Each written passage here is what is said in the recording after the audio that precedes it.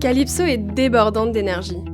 Elle a très rapidement trouvé sa vocation pour les métiers du soin et s'est d'abord lancée en tant qu'aide-soignante. Mais rapidement, elle s'est épanouie en tant qu'animatrice en maison de retraite. Ce rôle a été une révélation.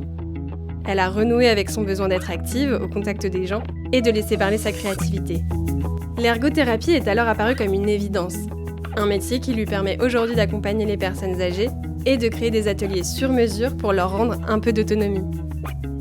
Calypso nous ouvre aujourd'hui les portes de cette profession trop peu connue. Vous écoutez De Voix en Voix, un podcast de l'Opco Santé.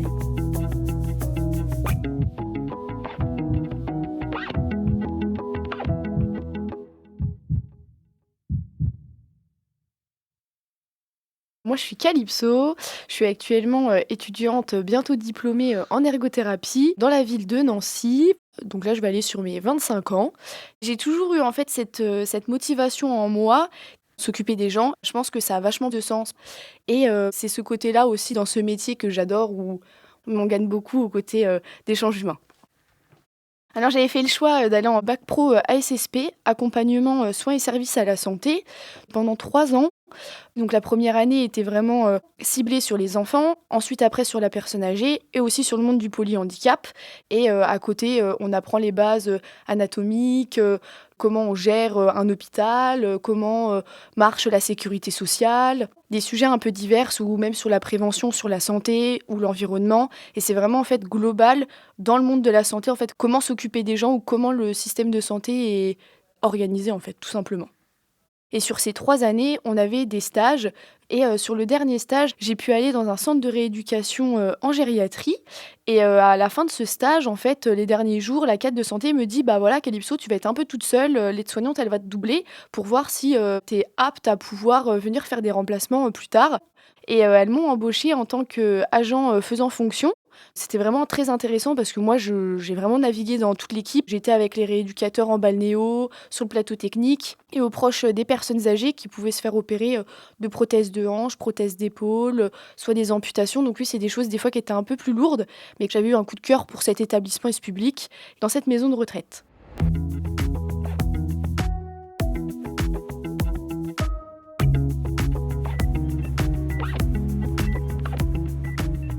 Après le bac, je suis allée en école d'aide-soignante, donc en alternance, dans un EHPAD. Et du coup, j'ai vraiment aimé ce métier parce qu'on est vraiment dans les soins avec les gens. J'ai obtenu donc ce diplôme d'État. Mon alternance, je l'ai faite du coup sur l'année où il y a eu la pandémie du Covid-19. Et donc là, panique à bord parce que le Covid, personne n'était prêt, fallait se réorganiser. J'ai tout simplement pallié ou répondu à la demande un peu urgente humaine qui était dans l'EHPAD. Donc c'était vraiment essayer d'apporter un peu de vie, de distraction cérébrale aux personnes âgées. Donc en fait, j'ai un petit peu plus fait un rôle d'accompagnante et d'animation dans cet EHPAD. Et ça m'a permis vraiment de pouvoir aussi découvrir une autre facette de l'accompagnement que j'avais en bac pro, mais beaucoup plus auprès des personnes âgées et vraiment sur le terrain. Quand on a un public ultra varié comme des personnes âgées qui ont toutes des valises de vie derrière elles, des capacités différentes ou des pathologies qui sont plus ou moins avancées, il faut savoir être hyper adaptable, savoir aussi répondre aux besoins, aux demandes des personnes selon leurs capacités. Et à travers l'animation, j'ai trouvé un peu ce côté très plaisant que j'avais moins dans les soins. Et en fait, indirectement, j'étais en train de devenir une mini ergothérapeute. C'était tranquillement en train de faire naître une petite idée de reconversion professionnelle. Ma fameuse cadre qui m'avait vraiment bien accompagnée sur la découverte des métiers et tout ça, elle me dit après le Covid, écoute Calypso, tu t'es vraiment hyper bien investie dans n'importe quel poste que je te donnais comme responsabilité, mais elle me dit en fait avec l'équipe, on s'est toutes fait la remarque naturellement que l'animation c'était vraiment un truc qui te passionnait et tout ça, et elle me pose la question de mais Calypso, est-ce que tu veux vraiment finir aide-soignante ? Tu le fais bien ton travail, mais on voit que c'est pas quelque chose qui t'épanouit autant que l'animation. Et elle me dit est-ce que ça te plairait pas donc d'aller découvrir ces autres métiers ? J'étais allée voir l'ergothérapeute et c'est là que j'ai découvert un peu plus cette facette de l'ergothérapie et ça a re-questionné mes envies professionnelles, si je voulais vraiment rester que dans des soins de nursing comme les aides-soignantes ou avoir un peu un côté plus polyvalent que l'ergothérapeute a parce qu'il regroupait un peu tous les critères que j'aimais bien, accompagnement de la personne, finalement créer des ateliers d'animation ou d'information qui sont cohérents avec ce que j'aimais bien. Puis après le côté aussi très artisanal, manuel que j'adore parce qu'il y a tout ce qui est inventer des aides techniques, les régler et proposer des dispositifs adaptés.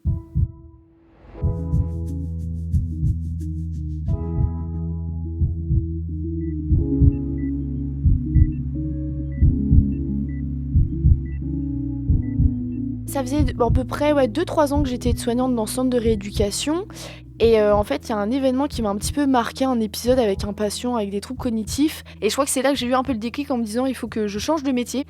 En fait, tout bonnement, dans les soins, d'aide-soignante, il faut, accompagner les gens et il faut savoir que, on a des profils différents et des personnes qui peuvent avoir, des déficits cognitifs ou des troubles cognitifs et là, en fait, il y avait une personne âgée, donc un monsieur qui était dans un service, qui n'arrêtait pas de sonner tout le temps, tout le temps, tout le temps et effectivement, ça embête l'équipe qu'il sonne à répétition et moi, je décide d'aller voir ce monsieur. Puis là, je le vois en train de vouloir allumer sa télévision, mais avec la sonnette, enfin l'appel malade, on appelle ça et je me dis: «Mais non, en fait, le monsieur, je pense qu'il a juste une confusion. Il comprend pas, en fait, l'utilisation de chaque dispositif, donc télécommande télé et la sonnette patient». Donc j'explique au monsieur. Comme toute personne qui a des troubles cognitifs, il dit: «Oui, oui». Je repars et le lendemain, je lui réexplique. Je lui dis: «Écoutez monsieur, ça c'est la télécommande, ça c'est la sonnette malade». Toujours pas compris, il continue de sonner pardon, à répétition. En fait, le monsieur, il comprend pas qu'il utilise mal, des télécommandes et je décide de faire des étiquettes, donc un support visuel, donc clairement une aide technique que normalement apportent les ergothérapeutes ou autres et donc je lui mets des étiquettes pour lui faire un repérage visuel et du jour au lendemain, le monsieur ne sonne plus parce qu'il comprend l'utilisation de chaque dispositif qui est devant lui, donc la télécommande pour allumer la télé et la sonnette pour appeler les infirmières.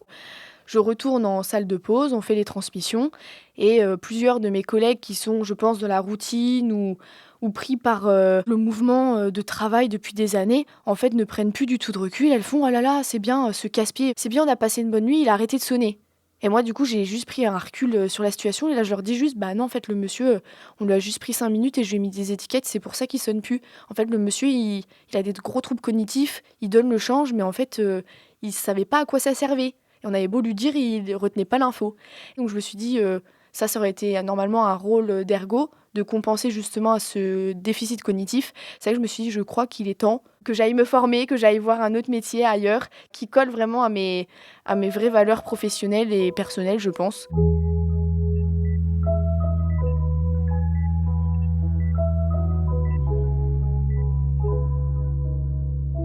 En tant qu'aide-soignante, tous les matins, je vais m'occuper de à peu près 25 patients.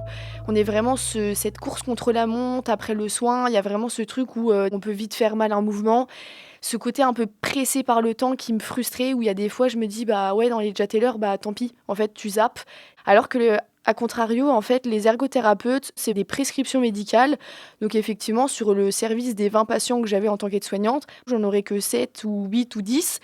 Et là, on prend vraiment la personne pendant 30 minutes, 1 heure et on fait une séance complète et on suit vraiment en fait les patients de l'entrée jusqu'à leur sortie.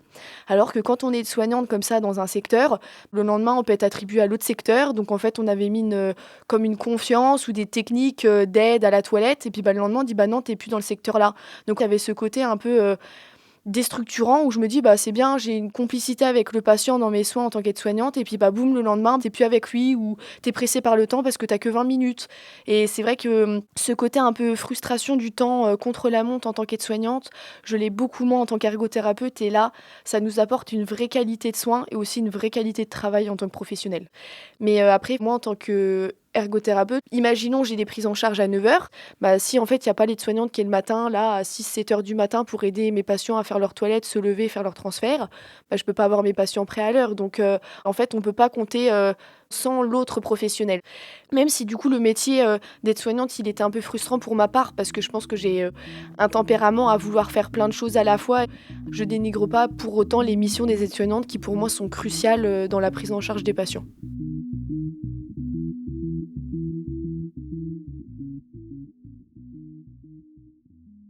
Le métier d'ergothérapeute, il est hyper polyvalent. Déjà, en fait, le fait qu'on travaille avec un public, très variés, que ce soit des enfants, de la personne âgée, du polyhandicap, et même dans ces mêmes publics, on a des missions totalement différentes. Donc là, par exemple, un ergothérapeute qui travaille en santé mentale, il va travailler vraiment sur tout ce qui est la réinsertion social, l'ancrage dans la réalité. Ensuite, après, on peut avoir quelque chose qui est un petit peu plus biomédical, rééducation centrée. Donc là, on peut avoir des ergothérapeutes qui travaillent dans des centres de rééducation avec des blessés médulaires. Donc c'est toutes des personnes qui ont eu des accidents de vie, des accidents de la route, ou tout simplement des pathologies qui sont justement évolutives, comme des fois la sclérose en plaques, ou des personnes qui ont eu un accident, ils peuvent être amputés, ou avoir un AVC, ou enfin plein de pathologies comme ça. Après, on peut avoir aussi des ergothérapeutes qui sont un peu plus spécialisés dans des créations d'orthèses, un peu plus dans les aides techniques. Après, on peut avoir des ergothérapeutes qui travaillent avec des prestataires ou des revendeurs médicaux. Donc là, ça va être vraiment centré sur tout ce qui est les appareils, appareillage, aides techniques, donc fauteuil roulant, canne. Ensuite, après, on peut avoir des autres ergothérapeutes qui, eux, sont spécialisés dans la petite enfance. Donc, ils vont travailler avec des enfants qui ont soit des déficits du développement, des déficits sensoriels, des troubles des apprentissages, type de l'hyperactivité, de la dyslexie, une trisomie, de l'autisme. C'est vraiment très varié chez les enfants. Et après, on peut avoir tout simplement, des ergothérapeutes qui sont spécialisés dans l'aménagement du domicile. Donc c'est des gens qui vont vraiment, essayer de faire comprendre des aides financières, des aides, de l'aménagement en fait des domiciles. Et après, pour finir, il y a des personnes qui travaillent dans le polyhandicap ou tout simplement des gens qui travaillent en maison de retraite ou à l'hôpital. Et là, on répond vraiment aux besoins, d'hospitalisation ou des retours à domicile. Là, avec mon expérience professionnelle qui reste quand même très centrée sur la personne âgée, la gériatrie et sur la rééducation pure et dure, post-opératoire ou autre, c'est vrai que ça, c'est un peu la spécialité où je suis un petit peu le plus à l'aise. Mais pourquoi pas dans ma carrière partir vers d'autres spécialités ou publics. Et ça, c'est quelque chose qui pour moi est crucial. C'est que dans notre métier, on a vraiment cette chance de pouvoir avoir un métier, mais avoir 50 000 postes qui sont totalement différents et correspondent à nos envies et besoins tout au long de notre carrière.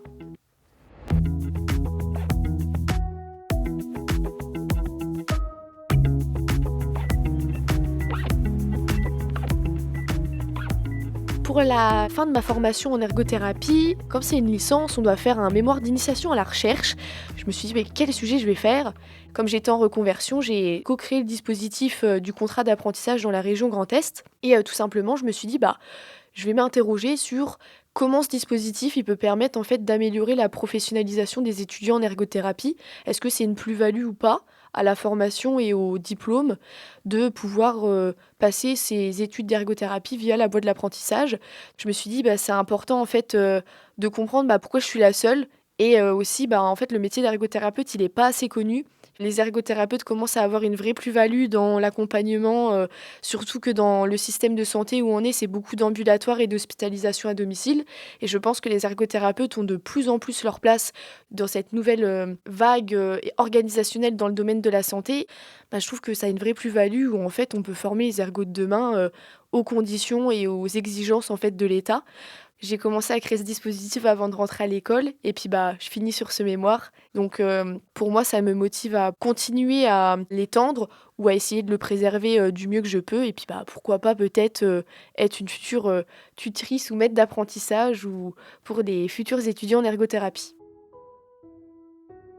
Pour savoir si on est vraiment fait pour ces métiers du soin ou de la rééducation, en fait, je pense que c'est tout de suite inné, où on a déjà cette fibre humaine de vouloir aider les autres, d'être un petit peu altruiste. Enfin, voilà, pour être, je pense, un bon soignant, c'est toujours savoir se mettre à la place d'eux. Ça, je l'ai appris en passant de soignante à rééducateur, c'est savoir aider les gens sans faire forcément trop à leur place, parce qu'il faut aussi être humble, à savoir que notre présence, elle n'est pas essentielle. C'est que du jour au lendemain, les gens, ils reprennent leur vie ou ils changent d'environnement. Et ils font sans nous. Donc il faut savoir les aider au bon moment de leur vie sans trop non plus être trop dans l'affect. Parce que oui, on peut être justement très humain, mais il faut aussi la travailler, cette distance professionnelle. Parce que faut savoir aussi être soi avant tout et mettre une barrière pour mettre une frontière entre le personnel et le professionnel.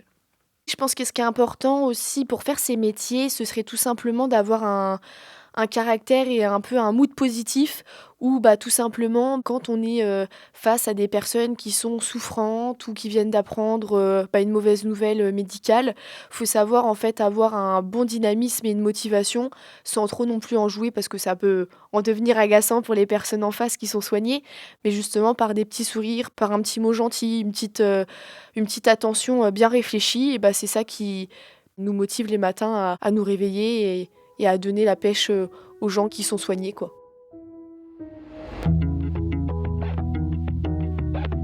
Vous venez d'écouter De Voix en Voix, un podcast de l'Opco Santé produit par Louis Créative, l'agence de création de contenu de Louis Média. Chaque année, l'Opco Santé accompagne plus de 130 000 employeurs et 1,3 million de salariés et d'alternants du secteur privé de la santé dans leurs projets d'emploi, de formation et de développement des compétences. Il agit aussi pour faire connaître ces métiers essentiels, en informant le public sur les différentes voies qui permettent d'y accéder. Je suis Alice Kerviel et j'ai réalisé cet épisode. La musique a été composée par Aéline et Kenza El-Al-Hok a supervisé la production. Si cet épisode vous a plu, vous pouvez vous abonner, laisser des étoiles et des commentaires. Merci à Calypso de nous avoir partagé son histoire. À très vite pour un nouvel épisode.